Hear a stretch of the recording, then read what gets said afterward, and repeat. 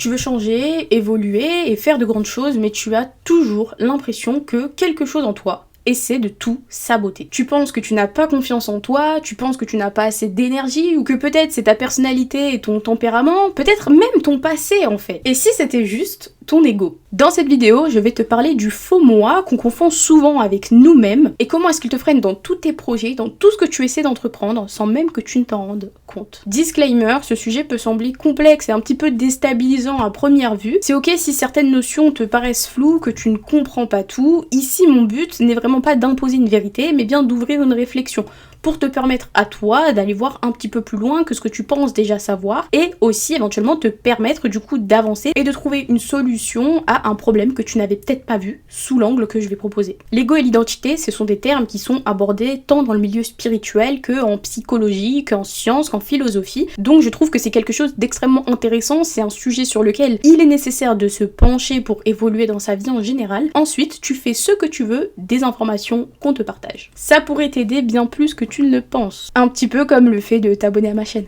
Ce qui m'a inspiré à faire cette vidéo, c'est un message d'une abonnée qui m'a demandé en fait de le traiter. C'était une vidéo que j'avais déjà commencé à écrire parce que je trouve que c'est super intéressant et surtout que j'ai lu le livre de Ryan Holiday, L'ego et l'ennemi. Je vous mets le lien du PDF gratuit dans la description si je n'oublie pas, et si j'ai oublié, eh bien le livre est de toute façon sur internet. Moi je l'ai lu grâce à internet en PDF gratuitement. Et en français, pour ceux qui se posent la question. L'auteur dans son livre nous dépeint l'ego comme une croyance malsaine qui nous fait croire à notre propre grandeur. J'ai d'ailleurs une citation sur mon mur qui dit « Si on commence à croire en notre grandeur, c'est la fin de notre créativité », c'est de Marina Abramovic. Voilà, toujours intéressant de caler des petites citations par-ci par-là. Mais avant même d'aborder en profondeur comment est-ce qu'on fait pour maîtriser son ego, comment l'identifier, on va commencer par dire ce que c'est que l'ego. L'ego, c'est le mot latin qui veut dire « je ». En gros, c'est l'idée qu'on se fait de nous-mêmes. Exemple basique, je suis timide, je fais attention à comment je m'habille, je suis plutôt colérique, j'ai besoin de prouver aux gens que nanana. Freud disait que le moi, c'est un arbitre entre ce qu'on veut, donc nos désirs, nos valeurs, donc notre éducation, ce en quoi on croit, et la réalité. Donc en gros, l'ego, c'est la petite voix qui te dit que toi t'es plutôt comme ci, que t'es plutôt comme ça, que tu fais ce genre de choses et que tu n'aimes pas ce genre de personnes. Mais alors, comment est-ce que l'ego, comment est-ce que l'identité qu'on pense avoir nous freine en général dans la vie? On va prendre l'exemple professionnel, tu refuses une opportunité parce que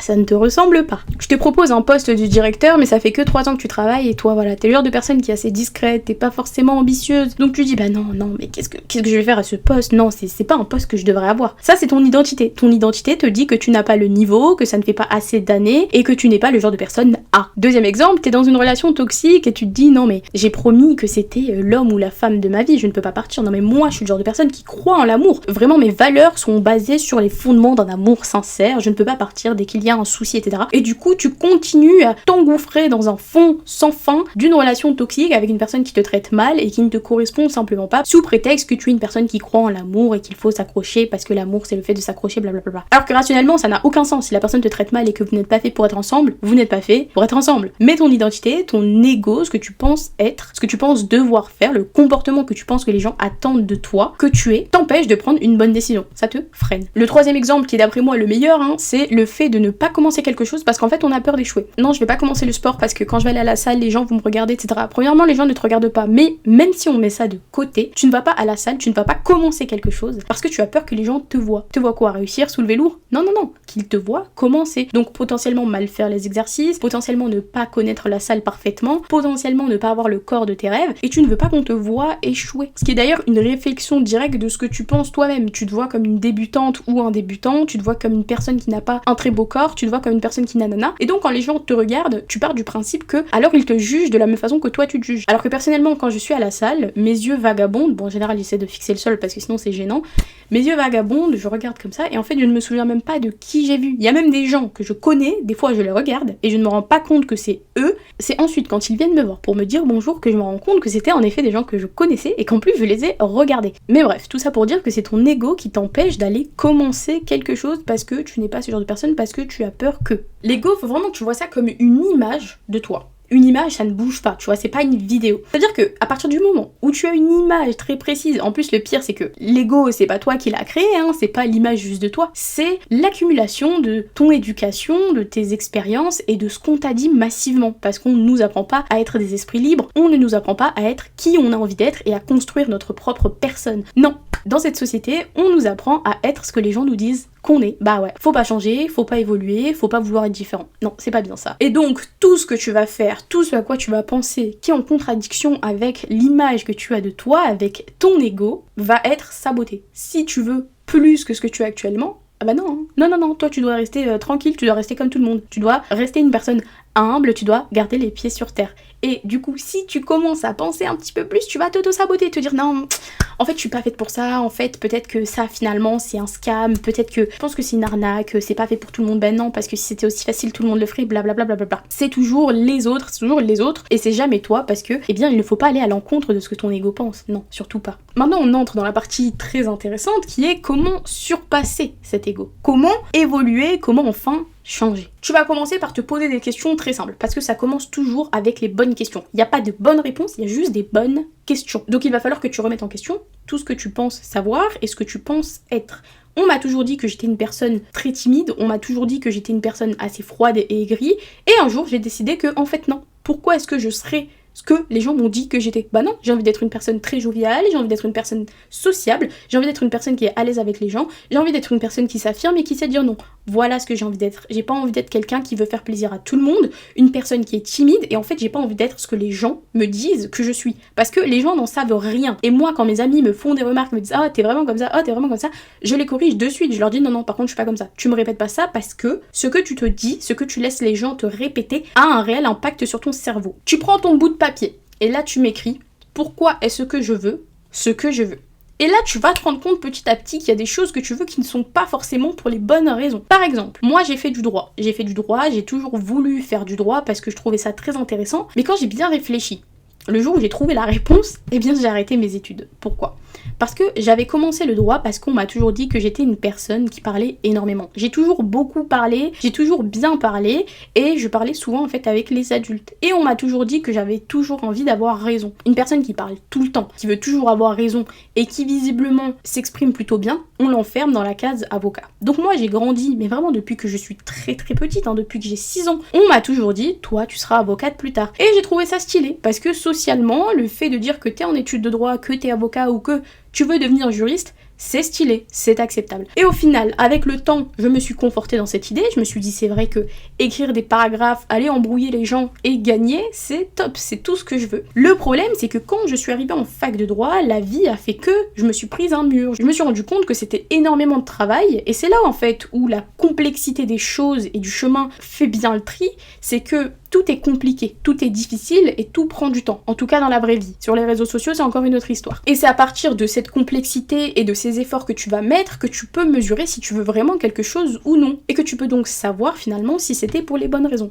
Moi, je voulais faire du droit parce que c'était socialement acceptable et parce qu'on m'a toujours répété que c'était la case dans laquelle j'entrais. Le jour où je me suis pris un mur parce que le droit c'était compliqué, parce que ça demandait énormément de temps que je n'avais pas forcément à mettre, eh bien je me suis rendu compte que finalement c'était pour les mauvaises raisons que j'avais voulu en faire, et j'ai donc arrêté.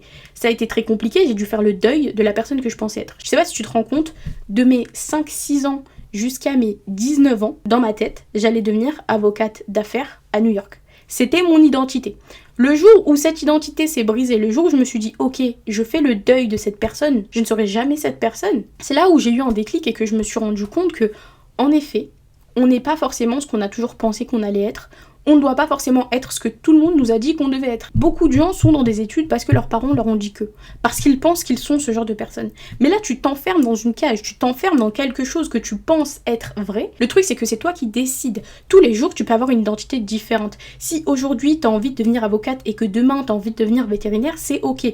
Le truc, c'est que, je sais plus trop c'était dans quel livre que j'avais lu ça, mais la cohérence, c'est super important pour l'être humain, ce qui est normal parce que la cohérence, ça permet à la société de rester relativement stable. Parce que si un matin, tu te réveilles avec l'envie d'être avocate et le lendemain, t'arrêtes tes études pour recommencer la psychologie, évidemment que ça va être compliqué si tu fais ça tous les jours de ta vie. C'est pas ce que je t'encourage à faire, mais ce que je t'encourage à faire, c'est de bien te questionner sur pourquoi est-ce que tu fais les choses et d'être très très franche avec toi-même par rapport à ça. Comme ça, au moins, tu peux aller courir après ce qui te fait rêver. Comme ça, tu peux vivre une vie pleine de passion. Si ton kiff, c'est d'aller faire du surf tous les matins ou tous les après-midi, ou de devenir moniteur de ski, t'as le droit. Et c'est pas forcément parce que toute ta famille t'a dit qu'il fallait que tu fasses de longues études, parce qu'on t'a toujours dit que t'étais super intelligent ou intelligente, que tu dois aller faire médecine au lieu de faire moniteur de ski. Tu fais ce que tu veux. Mais ça, c'est compliqué à intégrer, parce qu'on ne te l'apprend pas, on ne t'apprend pas à changer d'avis quand t'as envie de changer d'avis. T'es pas forcément obligé de garder constamment le même avis, parce que à force de camper sur ses positions, on finit forcément par avoir tort à un moment,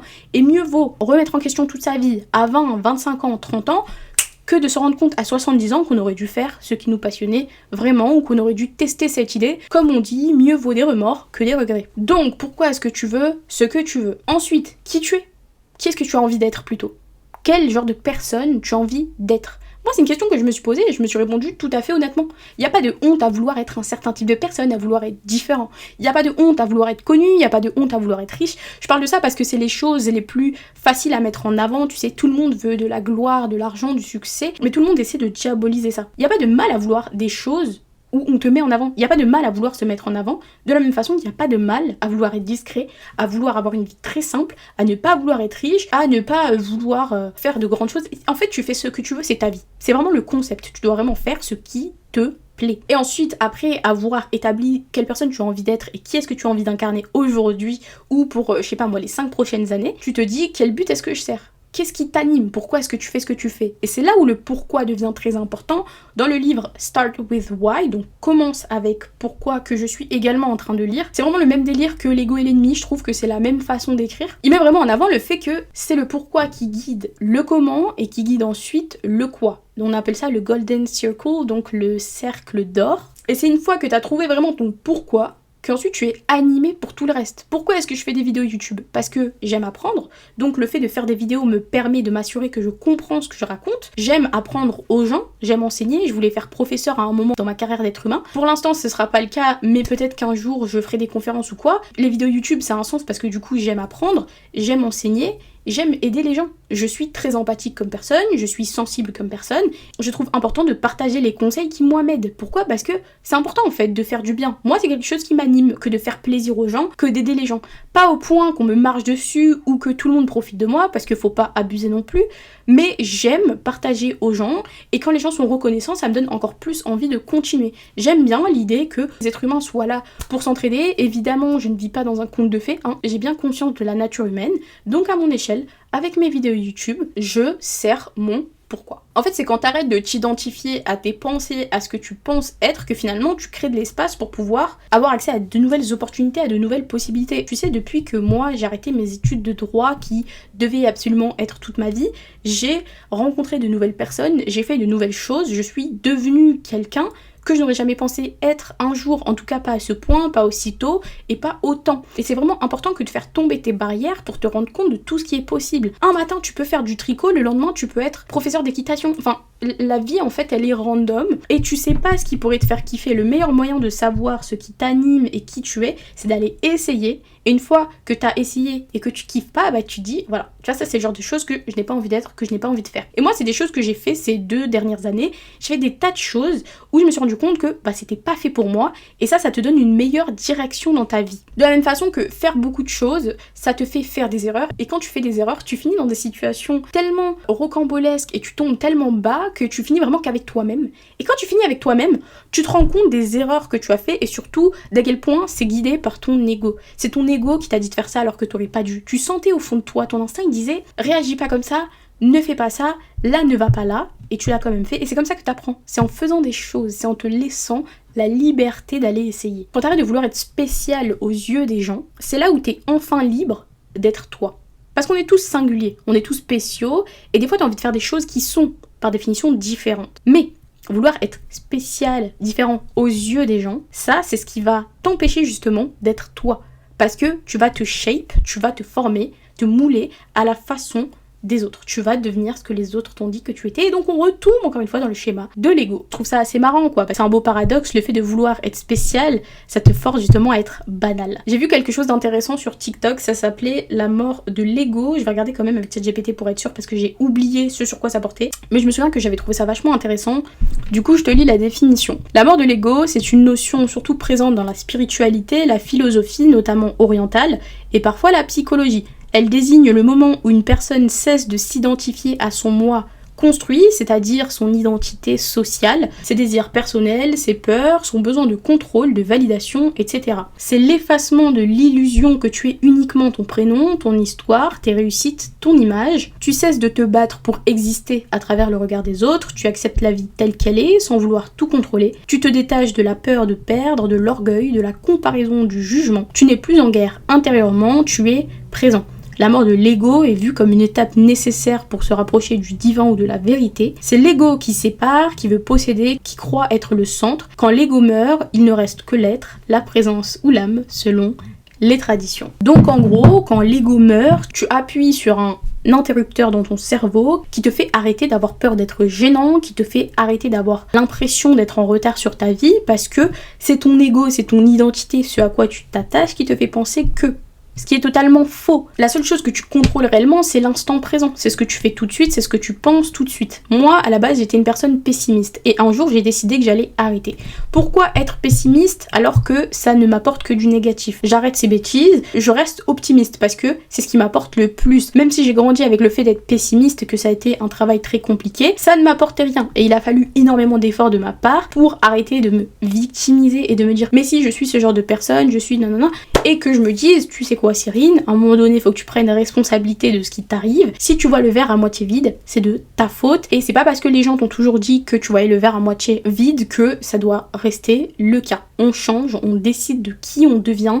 Moi, je suis vraiment convaincue de ça. Clarté, discipline, patience. C'est ce qui te fait avancer. Il y en a beaucoup qui vont me dire que ça ressemble au stoïcisme, mais j'ai trouvé autre chose. J'ai trouvé le timi, du grec eu, bien, heureux, et timia, l'âme, le cœur, constitue le concept central des pensées morales de Démocrite qui la présente comme une disposition idéale de l'humeur correspondant à une forme d'équanimité, d'affectivité calme et de constance relative des états d'âme, un état sans symptômes. En gros, le timi, c'est le fait d'avoir une humeur constante. Et j'ai trouvé ça très intéressant parce que je me suis dit que c'est vrai que tous les mots d'un humain, MAUX, se trouvent dans l'imagination, dans les émotions, dans la surréaction, dans le fait de prendre les choses personnellement. Et à partir du moment où tu te détaches de cette pression sociale qu'on a posée sur tes épaules, à partir du moment où tu deviens lucide sur ça, bah t'en as plus grand chose à faire de ce que les gens pensent de toi, t'en as plus grand chose à faire de si t'es en retard ou pas, et c'est quand t'es vraiment libre que finalement t'avances beaucoup plus vite. C'est important que t'apprennes à connaître ton ego, faut pas que tu t'en détaches et faut pas que tu le tues, parce que la mort de l'ego c'est intéressant d'un certain point de vue, mais faut pas vraiment que tu le tues, parce que c'est ça finalement qui va te faire tenir dans les moments difficiles. T'apprends à le connaître, tu le construis par rapport à ce que tu as envie d'incarner, et il va falloir faire attention parce que les gens vont essayer de te saboter. Oh, elle a trop confiance en elle, pour qui tu te prends? Oh, faut redescendre, arrête de vouloir ça, blablabla. Ils vont vraiment essayer de te saboter constamment parce que si c'est plus toi ton pire ennemi, tu te rends rapidement compte que ce sont les gens. Le truc c'est que quand tu peux compter sur toi, les gens ne peuvent absolument plus rien contre toi parce que de toute façon tu n'es pas dépendant ou dépendante de ce qu'ils pensent. Et s'ils essaient vraiment de te saboter d'un point de vue physique, qu'ils essaient de casser tes plans, dis-toi juste que les gens ne peuvent détourner des plans dont ils n'ont connaissance. Donc ne parle juste pas de ce que tu fais, ne t'affiche pas comme moi qui fais des vidéos YouTube sur tous les sujets, et les gens ne pourront réellement rien contre toi. C'est quand tu commences à changer, quand tu commences à te rendre compte que certains comportements n'étaient qu'une manifestation de ton ego, que tu dois être sûr et certain que les gens vont mal te traiter à un moment ou un autre, parce que quand tu sais qui tu es, quand tu n'en doutes plus, quand tu sais ce que tu veux, quand tu sais ce que tu acceptes et ce que tu n'acceptes pas, il y a forcément opposition avec les autres êtres humains, voilà. entre individus, si tout le monde s'affirme et qu'on ne pense pas la même chose, à un moment donné, il y a un problème, il y a une friction. Et donc les gens vont essayer de te faire redescendre, peu importe le domaine, ça peut être n'importe quoi. Tu dois te mettre dans la tête que les gens vont essayer de mal te traiter. Les gens vont forcément essayer de tester la limite. C'est toujours ça qui se passe. Il faut vraiment que tu apprennes à rester calme et à te contrôler. Je ne sais plus c'est quel philosophe qui avait dit ça, mais le fait de te mettre en colère contre quelqu'un, ce n'est pas avoir du contrôle sur cette personne, mais c'est bel et bien laisser le contrôle à cette personne. Aucun individu ne doit avoir la capacité de créer une réaction chez toi. Moi, je travaille énormément sur ça, j'essaie de pas m'énerver du tout. Évidemment, c'est compliqué, surtout avec les proches, parce que les proches, bon, voilà, t'as vraiment des réactions. Mais la plupart du temps, je me dis, mais pourquoi je réagirais en fait? Cette personne, elle va juste prendre de mon temps, elle va prendre de mon énergie, et j'ai pas envie. Je ne suis pas ce genre de personne. Je ne suis pas le genre de personne qui s'énerve pour rien. J'ai d'autres choses à faire, tout simplement. Tu te rends compte que c'est juste l'ego qui s'énerve à chaque fois. C'est juste l'ego qui dit ah ouais t'es sûr, ah ouais non non non, et qui dit des dingueries. Quand t'enlèves l'ego, quand tu supprimes le fait de vouloir faire le coq, ou le fait que à toi on te fait pas ça donc il faut qu'il y ait une vengeance, parce que quand quelqu'un te plante un couteau dans le dos, tu te dis bah écoute, cette personne elle m'a fait ça. Pourquoi? Bah c'est pas franchement mon problème parce que mon comportement il était bien. Je ne parle plus avec elle, elle n'est plus dans ma vie. C'est bouclé, j'ai pas besoin d'aller me venger, j'ai pas besoin d'en parler à tout le monde, j'ai pas besoin de m'énerver, c'est pas nécessaire, c'est juste une perte de temps, une perte d'énergie. Il est nécessaire d'avoir une raison qui est au-dessus de tout. Moi, la raison pour laquelle je vais pas m'énerver par rapport à ça ou je ne vais pas prendre en compte la vie de nanana, c'est juste parce que j'ai une vie dans ma tête qui m'attend, et ça c'est ma raison qui est au-dessus. C'est-à-dire que toi et ta petite histoire nulle, vous n'allez pas m'empêcher d'atteindre cette vie qui m'attend et de devenir cette personne. Ma raison, elle est bien au-dessus. C'est comme quand des collégiens viennent te raconter leurs histoires. Vous êtes mignons, mais j'ai 20 ans, vos histoires du collège, c'est pas que je m'en fous, mais je m'en fous quand même un peu. Quand on est adulte, on n'a pas les problèmes de quand on était petit. Et ben là, c'est exactement la même chose que tu dois te dire. Quand les gens viennent essayer de t'agacer ou te dire des choses, tu dois les voir comme des collégiens. Et toi, t'es un adulte qui a des problèmes bien plus importants, comme réussir ta vie, tes projets, ta famille, tes amis, etc. On choisit pas ces circonstances, on choisit pas ce qui nous arrive forcément, surtout quand on est jeune. Par contre, ce qu'on choisit, c'est la réaction qu'on va avoir. C'est pour ça que moi, je dis toujours de prendre 100% responsabilité parce que c'est à partir de là où tu te rends compte que ta vie peut changer si tu décides de faire en sorte qu'elle change, de mettre les efforts. Quelqu'un essaie de t'énerver, oui, t'as de quoi t'énerver, t'as de quoi vouloir t'en prendre à la personne, t'as de quoi vouloir l'insulter, vouloir même la frapper, t'as de quoi. Mais est-ce que tu dois le faire? Non. Pourquoi? Parce que sinon ça va te mettre dans un état d'hystérie. Et est-ce que c'est nécessaire? Non, parce que t'as d'autres choses à faire, comme aller manger une glace avec ta mère, aller boire un café avec ton père, ou jouer à la play avec ton frère. Tu vois, t'as des choses plus intéressantes à faire que de t'énerver contre cette personne et la laisser avoir un impact sur toi. De la même façon que quand t'as un projet, que t'en parles à une personne que t'aimes et que la personne elle est là en mode c'est quoi ça? Tu vois, genre lâche l'affaire, c'est pas fait pour toi, ou qu'elle rigole, ou qu'elle te parle mal, n'aie pas de réaction parce que ça c'est ton ego. Il faut vraiment que t'aies la réaction d'analyser la situation, de te dire si j'ai cette anxiété au fond de moi, si j'ai cette peur, si j'ai cette colère, c'est mon ego en fait, c'est pas moi, parce que moi je m'en fous, c'est pas mon problème. Ça n'affecte pas la réalité, le fait que la personne elle se moque de toi. Ça affecte pas la réalité. Ça n'affecte que ta personne parce que tu prends la chose personnellement. Parce que sur ton identité, il y a écrit bah la personne je l'aime, elle doit absolument croire à ce que je lui dis et me soutenir. Mais c'est pas forcément nécessaire. Il y a que toi qui peux faire en sorte que justement tes réactions soient contrôler face à ce que les gens disent. Tu contrôles pas ce que les gens font, tu contrôles seulement comment tu prends les choses. Mais attention, quand t'as construit ton ego, faut quand même faire attention à ne pas te faire submerger par lui. Parce que comme je l'ai dit avec la citation de tout à l'heure, si on commence à croire en notre grandeur, c'est la fin de notre créativité, mais surtout, si tu commences à croire en ta grandeur, en fait, c'est la fin potentiellement de ta vie. Parce que si tu penses que t'es vraiment au-dessus, si tu penses que t'es quelqu'un qui est super différent, mais d'un point de vue malsain, que tu te penses vraiment au-dessus des gens, que tu les méprises, tu vas te prendre un revers de la vie. Tu peux descendre très bas si t'étais très haut, parce que plus tu montes haut, plus tu tombes très bas le jour où tu tombes. Tu dois être curieux, tu dois toujours vouloir apprendre plus, ça c'est bien, tu dois avoir confiance en toi. C'est bien d'avoir confiance en soi et certaines fois de ne pas être humble, mais je pense quand même que l'humilité c'est quelque chose qui est important, pas d'un point de vue moral, pas en mode tu dois être humble, c'est bien parce que non, c'est vraiment pour toi que je dis ça, parce que quand t'es pas humble, il y a un moment où la vie elle te gifle. Il y a des gens qui ne se relèvent jamais de ce genre de chute. Part du principe que t'as toujours des choses à apprendre, que n'importe qui vient te parler a peut-être quelque chose à t'apprendre. Alors évidemment tu fais attention, si les gens sont là par intérêt, tu te fais confiance, tu leur parles pas, tu leur réponds pas, tu perds pas ton temps, mais fais quand même attention parce que des fois, c'est là où on ne s'y attend pas que des choses incroyables se produisent. Ton ego, c'est ton identité, donc des fois il essaie d'identifier ton succès. Oui, là c'est vrai que t'es forte, oui là c'est vrai que t'es incroyable, etc. Et ça peut te piéger justement à un certain niveau, ça te fait stagner. Si je pense que mes vidéos sont incroyables, je n'essaie jamais de les améliorer. Si je pense que les sujets que j'aborde sont incroyables, je n'essaie jamais d'aller me diversifier sur d'autres sujets qui pourraient potentiellement m'apporter plus de visibilité m'inviter ou même qui pourrait moi me faire évoluer psychologiquement, mentalement. C'est pour ça que faut faire attention à ne pas se bloquer dans une cage. Je pars du principe que t'as tout à apprendre, que tout peut changer, que tu n'es pas une personne, t'es juste un être qui se multiplie. Enfin bref, ça devient un peu chelou ce que je dis, mais dans l'idée, t'es pas une image, t'es un film. T'es pas parfait, t'es pas parfaite, tu ne sais pas tout, il y a forcément quelque chose qui a besoin d'être ajusté. La vie, pour moi, elle est faite pour être en perpétuel changement, tu es fait pour évoluer. Et il y a une phrase anglaise qui dit « If you're not still learning, you are dying ». Il y a aussi, à l'armée, une phrase qui dit « Move, move, move. If you're not moving, you're dying ». Si tu n'es pas en train d'apprendre, tu es déjà en train de mourir. Et bouge, bouge, bouge. Si tu ne bouges pas, tu meurs. C'est vraiment important de ne pas rester au même endroit dans sa vie et de toujours aller voir ce qui peut se passer parce que tu ne sais jamais. Il y a toujours des choses plus grandes, des choses plus poussées, des choses plus intéressantes et plus passionnantes à faire. Je t'encourage pas à changer tous les jours d'avis, mais je t'encourage à te laisser ces portes ouvertes. L'ego, c'est comme un costume, tu peux le changer quand on a envie, quand il devient trop serré, tu peux l'ajuster, tu peux l'enlever quand il t'étouffe, mais tu n'es pas le costume, tu es ce qu'il y a derrière. Tu n'es pas ton passé, tu n'es pas ton image et tu es encore moins ton prénom. C'est ce qui observe tout ça. Et justement, c'est là que tout commence.